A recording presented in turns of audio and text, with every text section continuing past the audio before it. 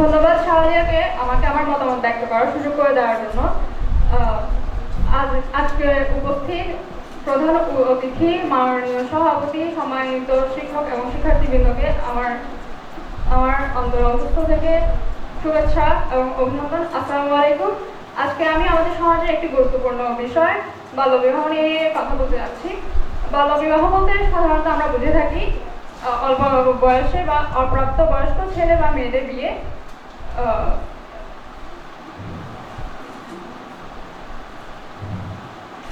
যখন যখন একজন মেয়ের অল্প বয়সে তার বিয়ে দিয়ে দেওয়া হয়, তখন নানা ধরনের সমস্যার সৃষ্টি হতে পারে। যেমন সে শিক্ষার আলো থেকে বঞ্চিত হয়, তার স্বপ্ন ভেঙে যায়, অকাল মাতৃত্বের কারণে তৈরি হয় নানান ধরনের রোগের উৎপত্তি হয় তার মধ্যে। আর যখন একটি ছেলেকে বিয়ে দিয়ে দেওয়া হয়, তখন তার মধ্যে দুঃখিত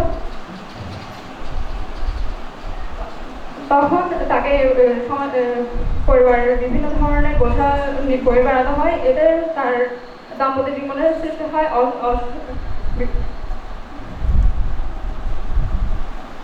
এতে তার দাম্পত্য জীবনের সৃষ্টি হয় নানা ধরনের সমস্যা, যেমন অসুখ, দারিদ্র ও অজ্ঞতা দুষ্টচক্র তৈরি হয়।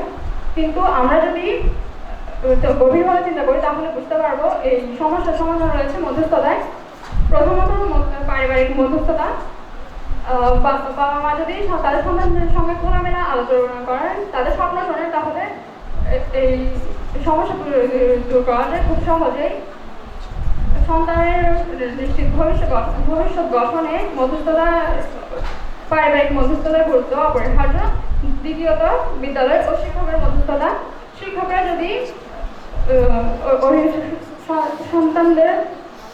শিক্ষকরা যদি শিক্ষার্থীদের অভিভাবকের সঙ্গে আলোচনা করেন, তাহলে খুব সহজেই বাল্যবিবাহর বিপক্ষে দাঁড়ানো যায়। তৃতীয়ত, সমাজ ও ধর্মীয় নেতার মধ্যস্থতা। গ্রামের প্রবীণ ইমাম ও জনপ্রতিনিধিরা যদি অভিভাবককে বোঝায় যে বাল্যবিবাহ আইনত দণ্ডনীয় এবং ধর্মবিরোধী, তাহলে